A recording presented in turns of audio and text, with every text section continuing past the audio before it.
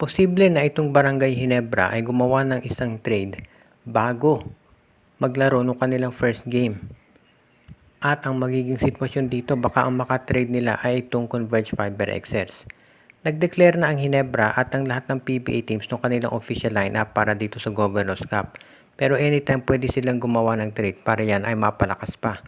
At sa ngayon itong Barangay Ginebra, mukhang gustong kumuha ng isa pang small forward na madadagdag dahil nga binitawan nila itong si David Morel at itong si Aljon Mariano hindi pa 100% recovered. Itong si Scotty Thompson, alam natin meron niyang mga iniinda, pinipilit lang talaga maglaro dahil professional ito at gustong makatulong sa Ginebra. Pero ngayon gusto nila na magdagdag ng additional players na pwedeng makatulong pagdating dito sa small forward. At sa tingin ko, ang pwede nilang tignan dyan talaga ay itong Converge Fiber XS.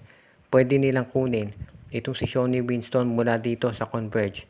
At ang ipalit nila ay itong si Jason David at si Bon Pesumal plus isang first round draft pick. Pwede na yan dito sa Fiber XS. Dahil itong si Shonny Winston, alam naman natin, nasa trading block. O kaya naman kung ayaw bitawan ng Converge itong si Shonny Winston, baka itong si Jeyo Ambohot, yung 6'7 forward nila ang pwedeng kunin ng Barangay Ginebra. Ibig sabihin, maraming options ang Barangay Ginebra dito sa Converge na pwede nilang kunan ng players.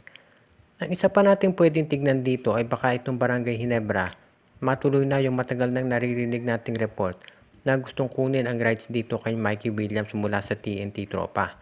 Ngayon, alam natin meron ng point guards ang Ginebra, si RJ Abarientos at itong Rookie of the Year na si Stephen Holt. Pero hindi naman makasasama kung susubukan nilang kunin itong si Mikey Williams. Ngayon, kung sakasakali, baka at itong si Maverick Ahanmisi ay hindi pa rin maging consistent ang laro dito sa Barangay Ginebra, baka siya ang itrade ng Ginebra para dito kay Mikey Williams. Pero gagawin lang yan ng Ginebra kung hindi maging consistent ang laro nitong si Mikey Williams dito nitong si Maverick Ahanmisi sa Gene Kings.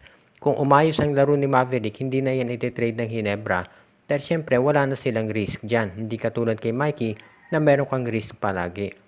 So yan ang aabangan natin ngayon dito. Kaya sa tingin ko itong Barangay Ginebra, meron pang mga trades na gagawin yan para mapalakas yung kanilang small forward. Alam natin na dito sa Governors Cup, si Justin Brownlee bahala dyan sa small forward position. Pero pagdating dito sa Commissioner's Cup o dito sa Philippine Cup rather, dyan lalabas yung kakulangan. At alam natin si Coach Tim Cone, pinaplano yung future ng Barangay Ginebra. Kaya hindi na ako magugulat kung meron yung trade na gagawin. Kasama itong TNT or mas malamang itong Converge Fiber XS bago pa man maglaro ang Ginebra para lalo na mapatibay yung kanilang lineup sa ngayon.